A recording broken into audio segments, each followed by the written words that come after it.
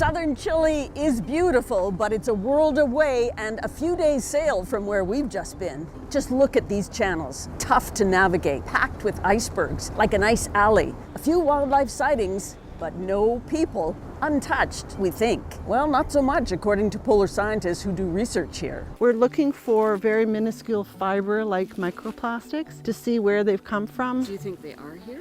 Absolutely.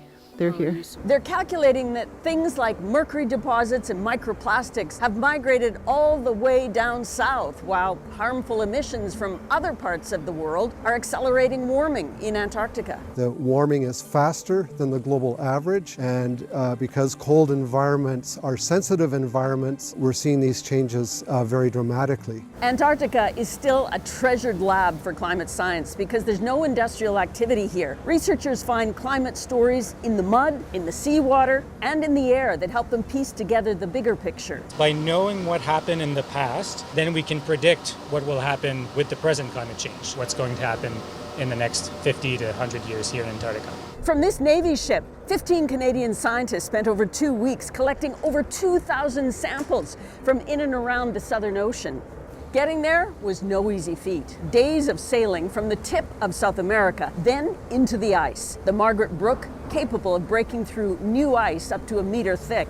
A rare opportunity, so the researchers made the most of their time. Brent Else is focused on measuring seawater at different depths.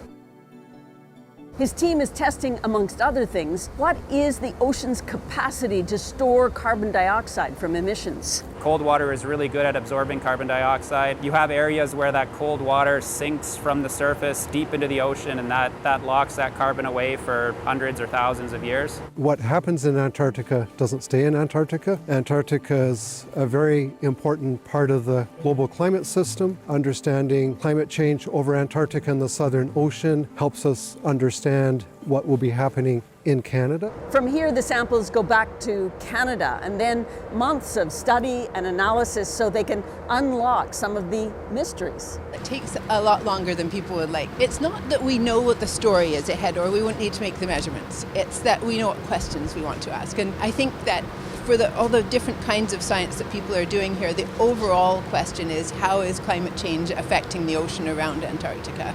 We'll be waiting to find out.